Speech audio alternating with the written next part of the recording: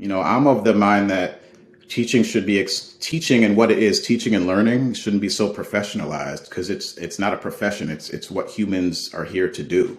If we think of any family that's tries to be healthy or aspires to that, the teaching and learning that's going on in those spaces, families, friends, communities, it's not. I don't even think of it anymore as just this professionalized thing. I look at it as, how do I have these habits of mind? And so if I'm going to the YMCA or working with these young people, or I'm coming to do a talk, and as I think of what are ways that everybody can know that they're a teacher, and I don't mean about a teacher having a job or a teacher educator, they're synonymous to me. It's understanding that it's your responsibility to be a teacher learner. Like if you're going to be on this planet or this earth or in your city as, a citizen that's trying to create aspirationally safety in the community or liberation, everybody has access to the things that they need.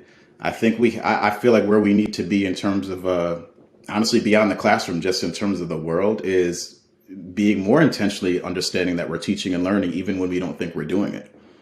The para doesn't have to become a substitute teacher to know that they're teaching and learning, or even to get an award around teaching and learning services. It's like, no, the bus driver or culinary folks that may be engaging with young people when they're coming through the lunch line or what have you, folks in out of school time that don't always get those titles around teacher or this or that. It's how do we affirm it for everyone? And so that we're all really, if we all recognize that, I imagine like the sensitivity we would have when we move with each other, because we understand inherently our responsibility if we aspire to certain goals. So UDL, the example is to make the learning space accessible. I think if that's the goal, I look at, well, what is it going to take for me to do that?